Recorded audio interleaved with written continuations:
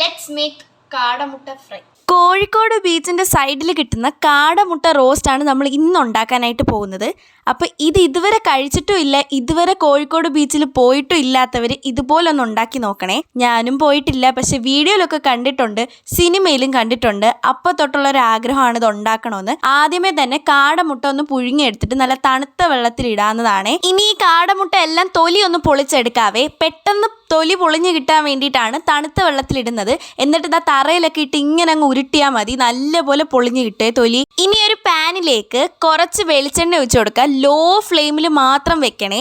ഇനി അഥവാ ഫ്ലെയിം കൂടി പോകുന്നെങ്കിൽ നിങ്ങൾ ഫ്ലെയിം ഓഫ് ചെയ്തിട്ട് ഈ മസാലകളെല്ലാം ചേർത്ത് കൊടുക്കുക.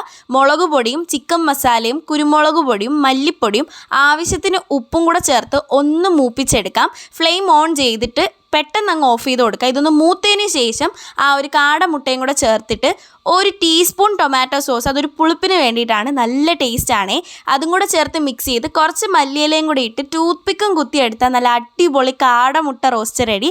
ഇത് ഞാൻ കഴിക്കുന്ന കാണുമ്പോൾ തന്നെ നിങ്ങൾക്ക് മനസ്സിലാവും, അത്രയ്ക്ക് അടിപൊളി ടേസ്റ്റാണ്. ഇത് ഒരിക്കലെങ്കിലും ട്രൈ ചെയ്ത് നോക്കുക. ഇനി കാടമുട്ട ഇല്ലെങ്കിൽ നമ്മുടെ സാധാരണ കോഴിമുട്ടയിലും ട്രൈ ചെയ്യാം. ഈ വീഡിയോ ഇഷ്ടപ്പെട്ടാൽ ലൈക്ക് ചെയ്യാൻ മറക്കല്ലേ.